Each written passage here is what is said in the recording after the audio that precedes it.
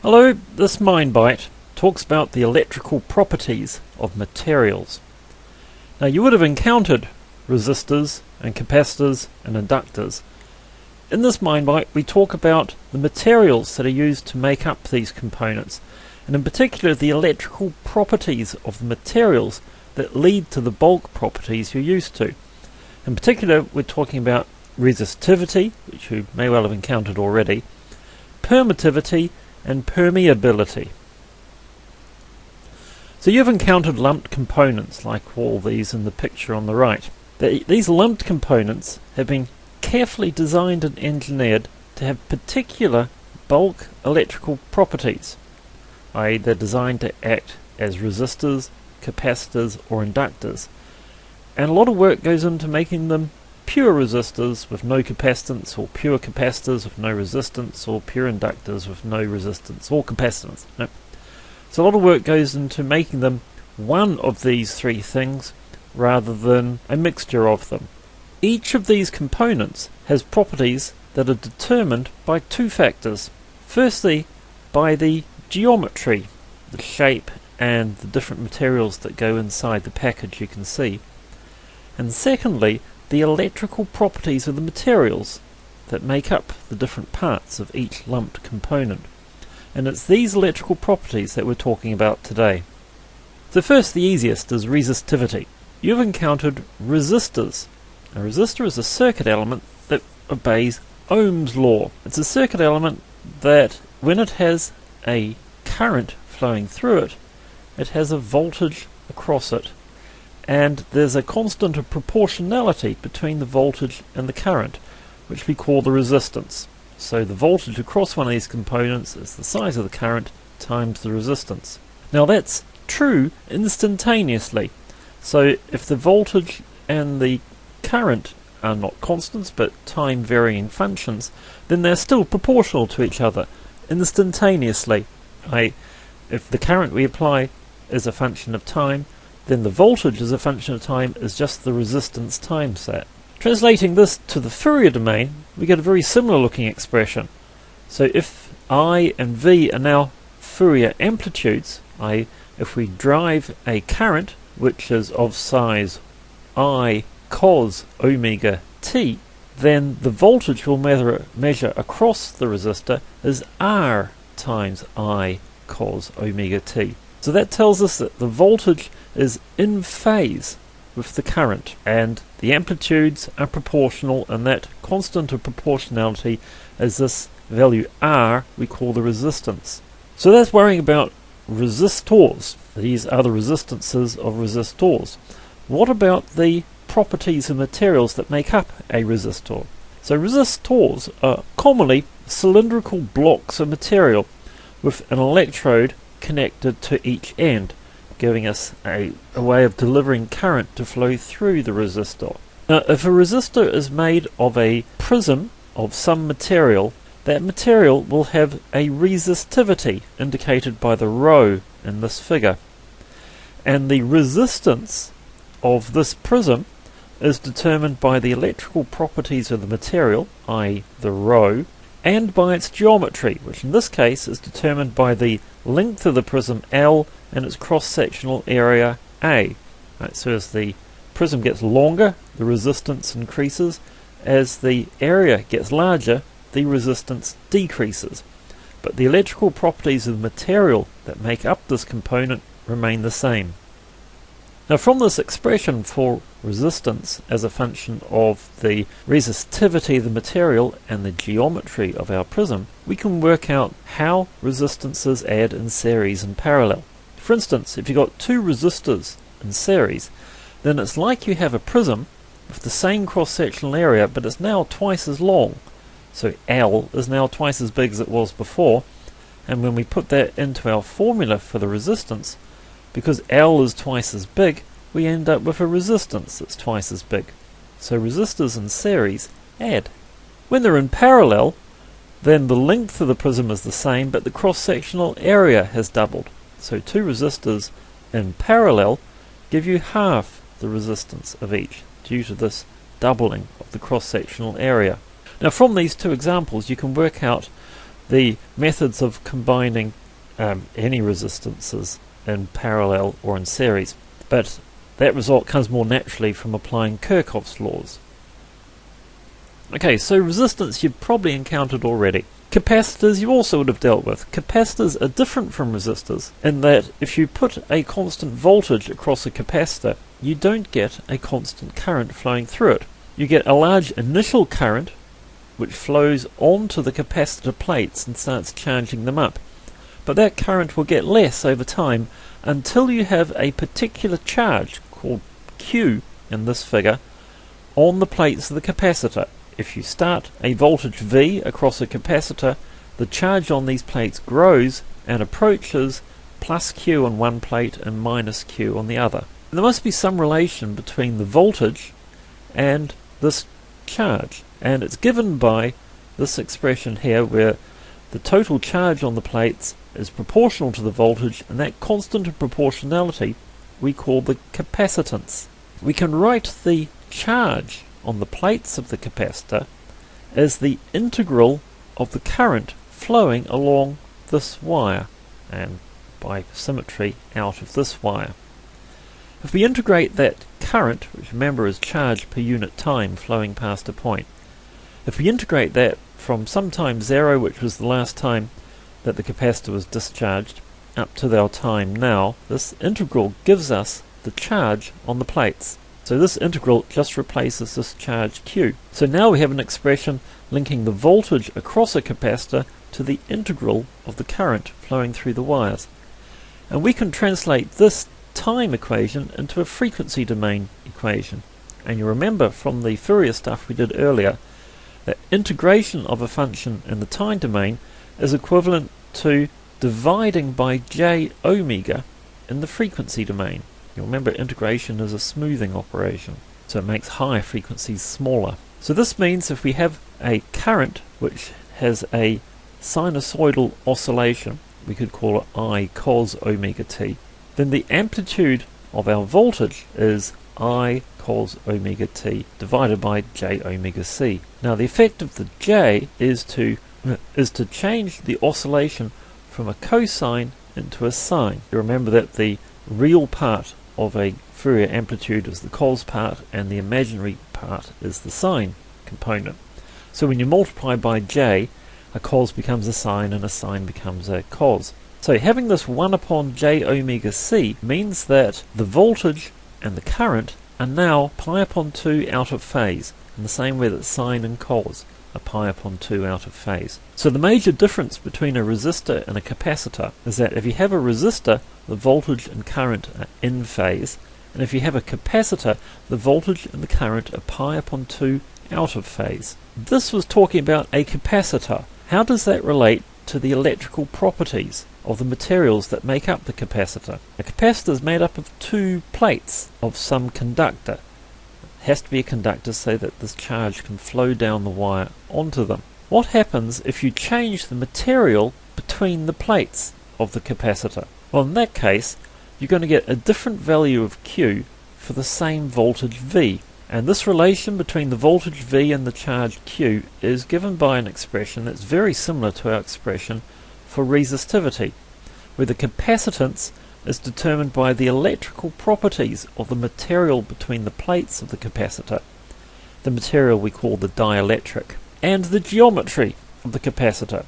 And the capacitance gets bigger as the area of the plates gets bigger, and it gets smaller as the distance between the plates grows. This expression, by the way, is only an approximation that holds when the area is much bigger than the distance between the plates. And the reason it's only an approximation is due to the fringing fields. Now the fringing fields are these electric fields which curve out beyond the edges of the capacitor. So as the area gets large compared to the distance between the plates, these fringing fields become less important, and this expression comes closer to being true. So the electrical property here is this epsilon, which stands for the permittivity of the dielectric. The permittivity links the strength of the electric field in the dielectric to the charge across the capacitor plates. Now we spoke about voltage before, the voltage across the two plates. and the voltage is the integral of the electric field along a path that takes you from one plate to another. You can see in this expression that as the permittivity of the material increases, then the voltage across the plates decreases for the same charge on the plates. So materials have this property of permittivity whether or not they're in a capacitor. It's something that's integral to the atomic makeup of a material. Now, the permittivity of any material is larger than that of a vacuum. So if you have a vacuum between the plates, it gives you a particular ratio of charge to voltage, and that defines the permittivity of a vacuum, which is given by this number here. If you put any other material between the plates of the capacitor, then the voltage across the capacitor will decrease if the charge across the capacitor remains the same. Now, frequently permittivity is written in terms of a relative permittivity. That's this epsilon r here. And the real permittivity is the relative permittivity times the permittivity of a vacuum. So it's the permittivity relative to that of a vacuum. That's more convenient because it gives us numbers that we can deal with rather than having this 10 to the minus 12 stuff floating around. For typical materials, the relative permittivity is bigger than 1 and could be up to 100 or 2. The example I've given here is deionized water, which has a relative permittivity of 84. Now, because the relative permittivity is always greater than 1, then it means that the electric field in the dielectric is always weaker than it is in a vacuum. So here's an example where we have a capacitor with charges on the plates and a meter giving the voltage across the plates. The electric field between the plates is this voltage divided by the distance between them. Now, we've inserted this blue dielectric material between the plates of the capacitor. The charge on the capacitor plates remains the same, but now the voltage V is smaller than it was before. See, this dial has swung to the left, and so the electric field inside the material is smaller than it was in the vacuum in this example. Why? Well, the reason is that changes occur at the atomic level in the material to produce a small electric field, which I've given the symbol sigma here, capital sigma, and that field opposes the applied electric field. And so the actual electric field in the dielectric is the applied electric field minus sigma, the little electric field generated by the material itself.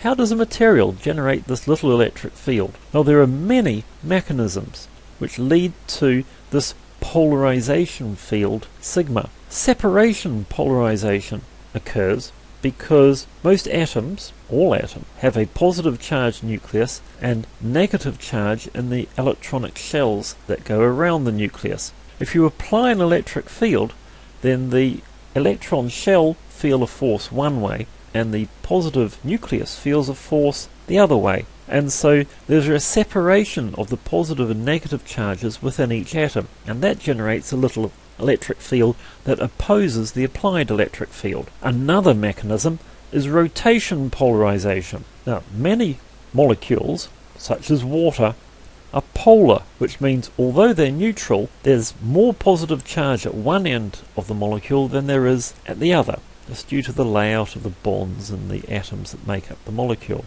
Now, when you apply an electric field to a polar molecule, then one end of the molecule feels a force one way, because it's more positive than negative, and the other end of the molecule feels a force in the opposite direction, because it's more negative than positive. And so the molecule will rotate. Now, when you get lots of molecules rotating, then that produces an overall electric field that opposes the applied electric field. A third mechanism that's particularly important in crystals is that the crystal will deform, once again because of the different placement of positive and negative charges within the crystal at the scale of each atom in the crystal. It will feel a force in different directions at different points, and the crystal will deform and produce an electric field that opposes the applied electric field. So this is just three of quite a long list of mechanisms. They all have the feature that at the atomic level the material changes to produce an electric field that opposes the applied electric field. Now, all these mechanisms occur at different speeds. The distortion polarization occurs very quickly. Rotation polarization is much more slow because it relies on a molecule rotating rather than just a shell or a nucleus moving slightly. When you apply an oscillating voltage across a capacitor, if you do it slowly, then all these mechanisms take place. But when you do it too fast, then some of these mechanisms can't occur. They can't keep up with the voltage changing across the capacitor. For example, rotation polarization. When the field is pointing in one direction, then the molecules will start rotating to oppose that. But if the voltage quickly oscillates to go in the other direction before it's moved very far, it feels a force in the other direction. So if you excite the capacitor at a frequency higher than the frequency defined by the speed that these molecules can rotate, then they just end up wobbling on the spot, and so that mechanism does not produce an electric field to oppose the applied electric field. And so you get graphs like this one I've taken from Wikipedia. This looks at the permittivity of water. Permittivity comes in a real part which describes the capacitance and an imaginary part that describes the resistivity, and we'll talk more about that in a moment. We'll just concentrate on the real part of this curve for a moment. So at low frequencies, all the mechanisms are taking place, but when you get to frequencies of gigahertz, microwave frequencies, then the dipolar molecules can no longer rotate to keep up with the speed of the change of the applied electric field, and so that mechanism dies down and the permittivity of the material becomes closer to that of a vacuum. Now you get several other places where you get these blips, where other mechanisms can't keep up with the speed with which you're changing the applied electric field. In this case, distortions at the atomic level, and in this case, distortions at the electron shell level. And so you get complicated spectra of permittivity as the permittivity changes as a function of frequency. And so the shape of this plot, called the permittivity spectrum, can be used to deduce material properties from electrical measurements, and it's increasingly used to characterize human tissue as a medical imaging device. So we said that the complex part of the permittivity could be interpreted as the leakiness, or related to the conductivity. It tells you how much charge leaks from one plate of the capacitor to the other. Now this expression, how the conductivity sigma is incorporated into the imaginary part of the permittivity. Now because permittivity describes a capacitor and the capacitance depends upon frequency, whereas the resistance doesn't, we need to remove this frequency dependence, and so that is why we have the omega on the bottom line. Putting that into our expression for impedance relating current and voltage as a function of frequency, we can see that by multiplying through, this imaginary part of the permittivity turns into a admittivity part. We end up with an expression for the inverse of the impedance called the admittance. So take away from this that the complex part of permittivity can be interpreted as a resistance, just as the complex part of a resistance can be interpreted as capacitance. So we've been speaking about permittivity. Permittivity tells us how strong an electric field is in a material. Now, electric fields are produced by positive charges and destroyed by negative charges. Electric field lines are squirted out by positive charges and hoovered up by negative charges. And the strength of the electric field is determined by the material it passes through because of these atomic changes that can happen. You can expect a very similar thing could happen for magnetic fields. And we have this expression down here for Ampere's law, which tells us about a magnetic field B forming a loop around a little bit of current J. Now this constant mu, which is the permeability, describes how strong that magnetic field is.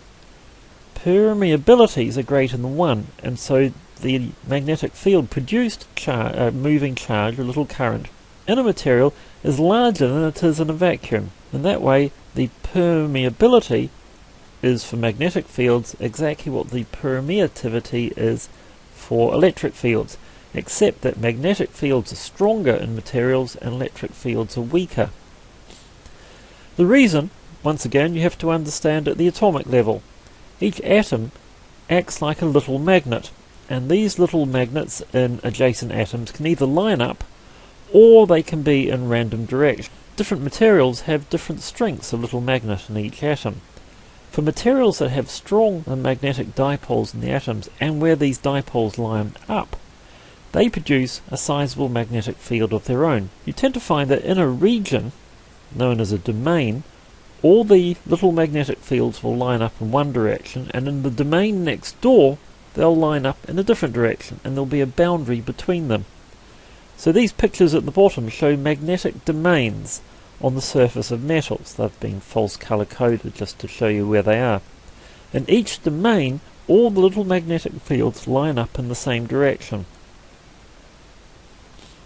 Now there's three different types of magnetic behavior depending on how strong the little magnetic fields are produced by each atom, and whether they have a tendency to line up along applied magnetic fields or opposing magnetic fields. So diamagnetic and paramagnetic are both very small effects, right? So the permeability is very close to 1, and so really it's ignorable. Ferromagnetic is the property we're used to, and this is how permanent magnets are produced. In a ferromagnet, the magnetic field can be 200,000 times stronger than it would be in a vacuum. And so for just straight iron, you expect an amplification of about a factor of 5,000 over the magnetic field you'd expect in a vacuum.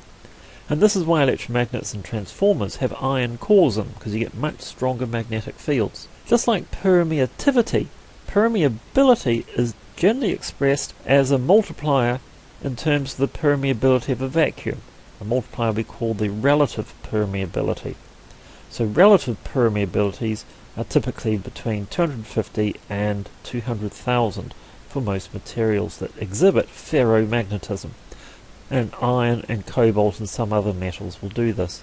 So our observations from all this stuff. Complex resistance or complex capacitance are two ways of describing the same situation. Either you're expecting the current and voltage to be in phase, in which case you treat everything as resistance, and if it isn't, then it's a complex resistance, or you expect a current and a voltage to be pi upon 2 out of phase, as it would be across a capacitor or an inductor. And if there's any in-phase component, well, that's a bit strange, but you just put that down as the imaginary part of your complex capacitance. But they're both ways of describing the same situation. Permittivity describes the strength of electric field produced by charges, and for most materials the permittivity has been 1 in 100, which means the electric field is between 1 or 100 times smaller than that it would be in a vacuum. The field is reduced because all the distortions and movements at the atomic level which produce an electric field that oppose the applied electric field. Permeability describes the strength of a magnetic field. Now it is bigger than it would be in a vacuum because the little magnets inside some materials line up with the magnetic field and make it stronger. So these ferromagnetic materials can have very large permeabilities. Everything else has a relative permeability very close to 1. That's often just taken to be 1 for anything that isn't ferromagnetic. Now the propagation of electric materials is determined by all three of these properties. Permittivity and permeability describe how the wave propagates its phase velocity, how it is reflected off boundaries between different regions. The resistivity tells how much power is lost by the wave into the material as heat as it propagates. And we'll look at that in much more detail next semester.